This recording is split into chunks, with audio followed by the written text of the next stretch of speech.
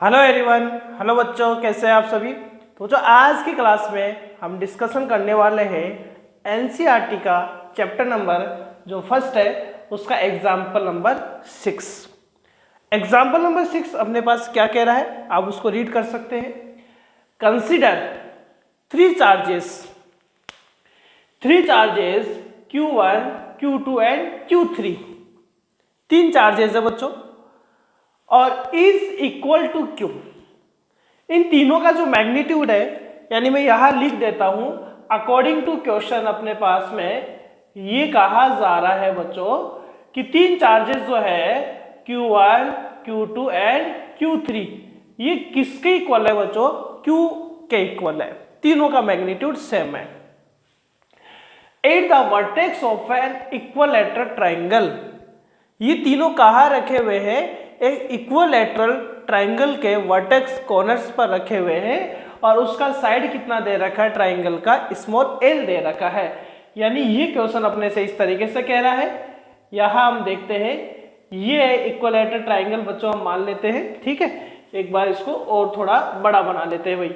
ये equilateral triangle अपने पास है जिसका साइड है कितना है बच्चों? L साइड अपने पास में।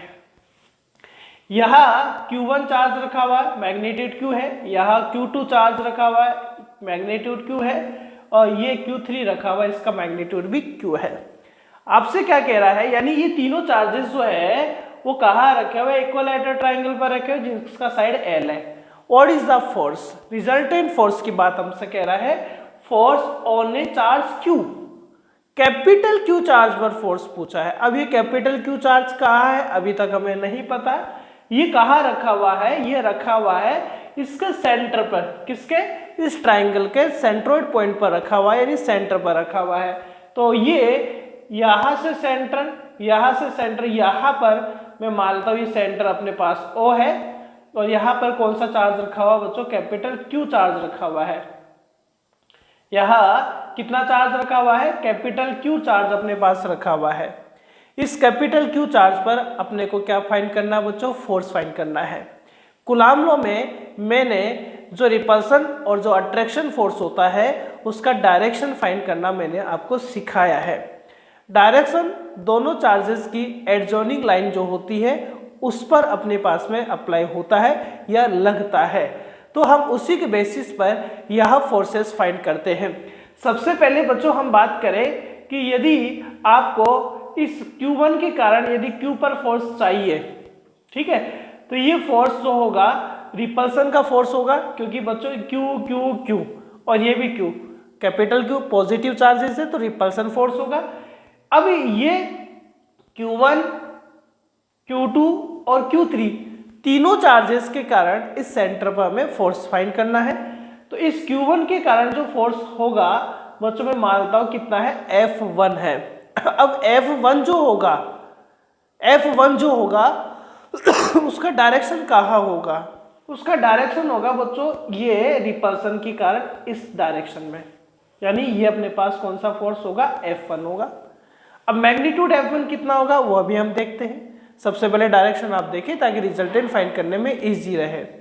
तो इस Q1 के कारण इस Q पर जो फोर्स होगा वो अपने पास कितना होगा? F1 होगा। हालांकि हमें यहां से सेंटर तक का डिस्टेंस नहीं पता, ये सेंटर अपने पास में O, डिस्टेंस हम फाइंड करेंगे। अब इस Q2 के कारण आपको सेंटर पर फोर्स फाइंड करना पड़ेगा। तो यदि ये इसको रिपेल करेगा तो इसको इधर दूर भगाएगा बच्चों। तो ये मैं मानता हूं फोर्स कितना हो गया? F2 हो गया। आप ये डायरेक्शन में कैसे बता रहा हूं? मैंने बच्चों लास्ट क्लास जो ली है उसमें कूलॉम लॉ को बताने से पहले उसका डायरेक्शन आपको बताया है, उसमें अच्छे से मैंने समझा रखा है, आप देख सकते हैं भाई, है ना। तो ये Q3 के कारण, अब यदि बच्चों Q3 यदि इस फोर्स अप्लाई करेगा, यदि Q3 फोर्स अप्लाई करेगा तो ये फोर्स अपने पास कितना होगा? F3 होगा। अब हम ये देख पा रहे हैं F1, F2, F3 डायरेक्शन हम फाइंड कर चुके हैं, रिपल्सन फोर्स का डायरेक्शन हम फाइंड कर चुके हैं। अब हमें मैग्नीट्यूड फाइंड करना पड़ेगा, क्योंकि बच्चों मैग्नीट्यूड आएगा तभी तो आप इन डायरेक्शन के बेसिस पर क्या कर पाएंगे? इसका रिजल्टेंट फाइंड कर पाएंगे। तो सबसे पहले हमें यदि यह देखना पड़े कि हमें ये जो F1 फोर्स है वो कितना है, तो बच्चों हमें ये डिस्टेंस मालूम करनी पड़ेगी। ये डिस्टेंस कितना है, ये डिस्टेंस कितना है और ये डिस्टेंस भी कितना होगा, क्योंकि दोनों चार्जेस की डिस्टेंस कूलाम के लॉ के अकॉर्डिंग पता होना चाहिए। क्योंकि बच्चों फोर्स जो होता है अकॉर्डिंग टू कूलाम लॉ वो K Q1 Q2 divided by distance का स्क्वायर, इन दोनों चार्जेस की जो डिस्टेंस होती है उसका स्क्वायर होता है। तो यहाँ हमें ये Q1 Q2 तो पता चल चुका है। जैसे मान लो Q1 के कारण Q पर फोर्स ये तो पहला चार्ज तो बच्चों Q हो चुका है, सेकंड चार्ज कैपिटल Q हो चुका है, लेकिन दोनों के मिड का डिस्टेंस हमें नहीं पता है। इसी तरीके से Q2 और ये फोर्स यानी सेंटर पर यानी Q और इस वाले पर फोर्स हमें नहीं पता, मतलब मैग्नीट्यूड हमें नहीं पता है अभी, तो हम डायरेक्शन फाइंड करते हैं। ठीक है, अब ये हम यहाँ से इसको साफ कर देते हैं भाई, हमें यहाँ रिक्वायरमेंट है बोर्ड का। तो यहाँ हम देखते हैं, तो देखिए बच्चों कैसे करते हैं। सबसे पहले हम डायरेक्शन फाइंड कर चुके हैं, तो यहाँ देखो किस तरीके से यह ट्राइंगल को मैं पूरा कवर कर रहा हूँ। बच्चों यहाँ से ये परपेंडिकुलर ये हम बना चुके हैं, और ये परपेंडिकुलर है तो ये एंगल कितने डिग्री का होगा, 90 डिग्री का रहेगा। ये पूरा जो साइड है बच्चों ये L साइड है, यदि ये L है तो ये साइड क्या होगा बच्चों, L/2 होगा, हाफ हो जाएगा, जस्ट मिड में आएगा अपने पास परपेंडिकुलर। ये कंप्लीट जो एंगल होता है बच्चों वो 60 डिग्री का होता है, तो ये हाफ एंगल कितने डिग्री का रहेगा बच्चों, 30 डिग्री का रहेगा। यदि मैं साइड की बात करूं तो मैं इसको A पॉइंट मान लेता हूं, इसको बच्चों मैं B पॉइंट मान लेता हूं, इसको मैं C पॉइंट मान लेता हूं। तो हमें कौन कौन सी डिस्टेंस मालूम करनी है, O से लेकर A का डिस्टेंस पता करना है, O से लेकर A का डिस्टेंस पता करना, O से लेकर B का डिस्टेंस पता करना, O से लेकर C का डिस्टेंस, O से B, O से C का डिस्टेंस हमें फाइंड करना, ताकि हम कूलाम लॉ के अकॉर्डिंग यहाँ फोर्स फाइंड कर सके। तो हमें डिस्टेंस अभी नहीं पता है, तो हम ये देख पा रहे हैं कि एक ट्राइंगल हम बना चुके हैं, वैसे तो दो बन चुके हैं लेकिन हम एक ट्राइंगल से फाइंड कर सकते हैं। ये वाला ट्राइंगल बनाया है हमने, कौन सा, ये B पॉइंट है, ये कौन सा पॉइंट है बच्चों, O पॉइंट है, और ये कौन सा पॉइंट है, हम इसको D पॉइंट ले लेते हैं, ये D पॉइंट हम ले लेते हैं। क्योंकि यदि आपने OB फाइंड कर लिया O से B, तो OAB फाइंड हो चुका है, OC भी फाइंड हो चुका है, और यदि ये फाइंड हो चुके हैं तो इजीली में हम कूलाम लॉ के अकॉर्डिंग मैग्नीट्यूड फाइंड करके और डायरेक्शन के बेसिस पर रिजल्टेंट फोर्स फाइंड कर सकते हैं। तो ये डिस्टेंस कितना है बच्चों, L/2 है, ये 90 एंगल है नॉर्मल, और ये आपके पास में 30 डिग्री है, पूरा 60 डिग्री होगा तो ये 30 डिग्री हुआ। तो ये वाला जो साइड होगा बच्चों हाइपोटेन्यूस होगा, ये वाला जो साइड होगा एंगल का फ्रंट परपेंडिकुलर होगा, ये बेस होगा। आपको देखो बेस दिया हुआ है, हाइपोटेन्यूस फाइंड करना है, तो हम यहाँ बच्चों कोस थीटा फाइंड कर देते हैं। थीटा कितना डिग्री है बच्चों, 30 डिग्री है, कोस 30 डिग्री। और कोस क्या होता है बच्चों, बेस डिवाइडेड बाय हाइपोटेन्यूस होता है। सो बेस यहाँ कितना होगा, L/2 होगा। और हम हाइपोटेन्यूस की बात करें तो हाइपोटेन्यूस तो बच्चों आपको फाइंड करना है, तो H लिख देता हूँ, H, या आप ये लिख सकते हैं, ये कौन सी साइड है बच्चों, OB साइड है, OB लिख देते हैं। तो OB फाइंड करना है तो क्या आएगा बच्चों, L/2, एंड ये आ जाएगा cos 30 डिग्री अपने पास आ सकता है। बात क्लियर है बच्चों अपने पास में। अब cos 30 डिग्री की यदि हम बात करें तो cos 30 डिग्री का जो वैल्यू होता है बच्चों वो √3/2 होता है। ठीक है, cos 30 डिग्री का वैल्यू कितना होता है अपने पास, √3/2 होता है। सो 2 से 2 कैंसिल आउट होगा।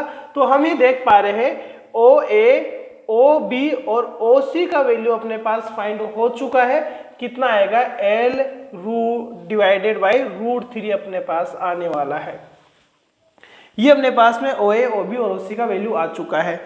अब यदि हम बात करें कि आपको F1, F2, F3 का मैग्नीट्यूड फाइंड कर लेना है, और हम ये देखेंगे कि बच्चों चार्जेस सेम है। चार्जेस का मीन हम ये देख पा रहे हैं, F1 जो फोर्स है वो स्मॉल q और कैपिटल Q के मिड डिस्टेंस सेम है। यानी हम ये देखेंगे कि मैग्नीट्यूड ऑफ फोर्स F1 का मैग्नीट्यूड, F2 का मैग्नीट्यूड एंड F3 का जो मैग्नीट्यूड होगा बच्चों वो सेम होगा।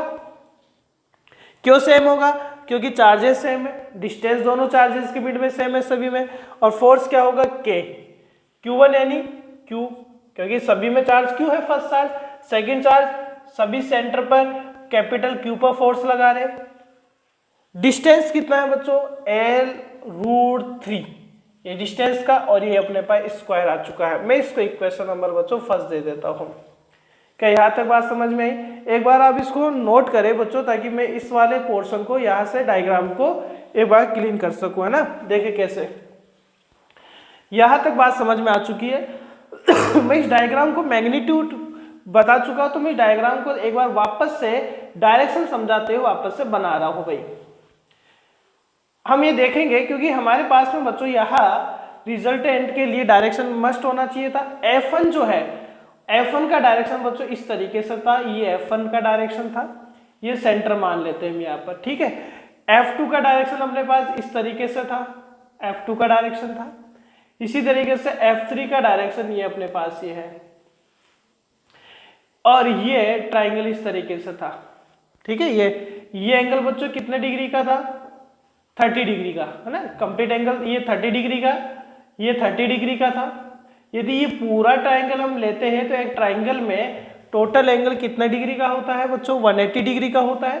तो ये एंगल कितने का रहेगा, 120 डिग्री का रहेगा, ठीक है। बात समझ में अपने पास में। तो ये तो F1 था अपने पास में, ये F1 है, ये F2 है, और ये F3 है। तीनों का रिजल्टेंट फाइंड करना, तीनों का मैग्नीट्यूड डायरेक्शन हम बता चुके हैं। डायरेक्शन के बेसिस पर रिजल्टेंट कैसे फाइंड करेंगे, पहले बच्चों F2 और F3 का आप रिजल्टेंट फाइंड करें। F2 और F3 का जो रिजल्टेंट है बच्चों हम पैरेललोग्राम मेथड से फाइंड कर सकते हैं। हम पैरेललोग्राम मेथड देखो यहाँ यूज ले सकते हैं, और पैरेललोग्राम मेथड में हमें F2 और F3 के मिड का क्या पता होना चाहिए, एंगल पता होना चाहिए। यानी हम बात करें बच्चों यहाँ resultant of F2 and F3, मैं मान लेता हूं कि बच्चों रिजल्टेंट जो है वो F डैश है अपने पास में। So according to parallelogram method क्या कहेगा बच्चों, F2 का स्क्वायर F3 का स्क्वायर 2F2 F3 और कोस एंगल, एंगल किसके मिड में बच्चों, F2 और F3 के मिड का एंगल। तो ये यदि ये 120 है तो ये भी बच्चों 120 होगा आपके पास में। क्रॉस वर्टिकल एंगल अपने पास 120 डिग्री हो चुका है, और ये 120 हो गया। cos 120 का वैल्यू हम यहाँ यूज लेते हैं। तो देखो F2 और F3 बच्चों इक्वल है अपने पास में, F1 F2 F3 तीनों इक्वल है, और मैं मान लेता हूं कि इन तीनों का मैग्नीट्यूड जो वैल्यू वो F के इक्वल है। तो F2 को बच्चों हम F लिख सकते हैं, F3 को भी हम F लिख सकते हैं क्योंकि मैग्नीट्यूड में सेम है। इसी तरीके से ये 2F और F लिखा जा सकता है, और cos 120 का वैल्यू बच्चों -½ होता है। कितना होता है, -½ होता है। ये यहाँ पर बच्चों स्क्वायर चल रहा है, ठीक है, रूट नहीं लिया ना हमने तो स्क्वायर हो गया। ये 2 से 2 कैंसिल आउट हुआ। सो F डैश का स्क्वायर बच्चों ये क्या आएगा, F स्क्वायर। तो यहाँ देखते F स्क्वायर कितना हो गया बच्चों, 2F स्क्वायर हो गया। यहाँ माइनस का F स्क्वायर हो गया। सो F डैश का स्क्वायर 2F स्क्वायर में से 1F स्क्वायर गया तो F स्क्वायर बचा। तो F डैश किसके इक्वल आया बच्चों, F के इक्वल आया। और F कितना है अपने पास में बच्चों, ये Q कैपिटल Q L√3 का स्क्वायर अपने पास है। तो ये हम बात कर रहे हैं कि हम F2 और F3 के रिजल्टेंट की बात कर रहे हैं। तो रिजल्टेंट F डैश हमने माना। अब इस F डैश का डायरेक्शन देखो, इसको साफ कर रहा हूं भाई। अब इसका रिजल्टेंट का डायरेक्शन आप देखते हैं कैसे करते हैं। देखिए ये कौन था भाई, ये F2 था, ये कौन था, ये F3 था, और इसका ये रिजल्टेंट था। ये रिजल्टेंट पैरेललोग्राम मेथड से ये डायगोनल अपने पास होगा। तो ये रिजल्टेंट कौन है बच्चों, F डैश है, ठीक है। तो यानी हमने इस F2, ये F2 है ना, और ये F3, हमने इस F2 और इस F3 को तो सोल्व कर लिया भाई। इसको तो रिजल्टेंट हमने फाइंड कर लिया, इसका रिजल्टेंट F डैश आया। लेकिन बच्चों अभी F1 भी रह रहा है, और F1 जस्ट इसके अपोजिट डायरेक्शन में है। अब हमें बच्चों इस F डैश और इस F1 का भी रिजल्टेंट फाइंड करना पड़ेगा। इसका रिजल्टेंट यदि हम फाइंड कर लेंगे तो टोटल फोर्स हमारे पास इस सेंटर पर जो चार्ज कैपिटल Q रखा हुआ था वो फाइंड हो जाएगा। हम देख रहे हैं कि बच्चों ये यहाँ एंगल कितना बनेगा, दोनों में 180 बनेगा। मैं मान लेता हूं कि बच्चों रिजल्टेंट कौन कौन से फोर्सेस का resultant of F dash and F one is F double dash. F double dash मैंने मान लिया और यहाँ एंगल 180 डिग्री है। सो 180 डिग्री में देखो बच्चों पैरेललोग्राम मेथड यदि हम यूज लेते हैं, पैरेललोग्राम मेथड यूज लेते हैं तो पैरेललोग्राम में रिजल्टेंट देखो ऐसा आता है P square plus Q square minus 2pq cos 180 degree. 180 degree है और 180 डिग्री में यहाँ रिजल्टेंट क्या आएगा, एफ डैश डबल डैश का स्क्वायर। फर्स्ट फोर्स कौन सा है बच्चों, फर्स्ट फोर्स अपने पास में एफ डैश का स्क्वायर। सेकेंड फोर्स कौन सा है अपने पास में, एफ वन का square plus 2f dash F one कोस 180 डिग्री। और कोस 180 डिग्री या -1 होता है। सो एफ डबल डैश का स्क्वायर एफ डैश का स्क्वायर एफ वन का स्क्वायर। और हम ही देख रहे हैं बच्चों एफ डैश और एफ क्या है, इक्वल है। एफ डैश और एफ क्या है, इक्वल है। और ये भी किसके इक्वल है बच्चों, F1 F2 और किसके इक्वल है, F3 के इक्वल है। जो F डैश आ रहा है वो F के इक्वल है और F कौन था, F1 F2 F3 तो था। तो हम ये इसको ऐसे भी तो लिख सकते हैं, F डैश को हम F1 का स्क्वायर लिख सकते हैं, यानी F डैश और F1 इक्वल ही तो है, दोनों को इक्वल कर दिया। तो ये 2 ये F1 ये F1 cos 180 डिग्री -1 होगा। यदि ये -1 हुआ सो F डैश का स्क्वायर, देखो ये बच्चों आ गया 2F1 का स्क्वायर, ये माइनस का कितना रहेगा बच्चों, 2F1 का स्क्वायर रहेगा, रिजल्टेंट कितना आएगा, 0 आएगा। यानी यहां पर रिजल्टेंट जो फोर्स आएगा किस पर बच्चों, सेंटर पर, वो कितना आएगा, 0 आएगा। क्लियर है बच्चों। नेक्स्ट क्लास में हम एग्जाम्पल नंबर 1.7 करेंगे। Thank you.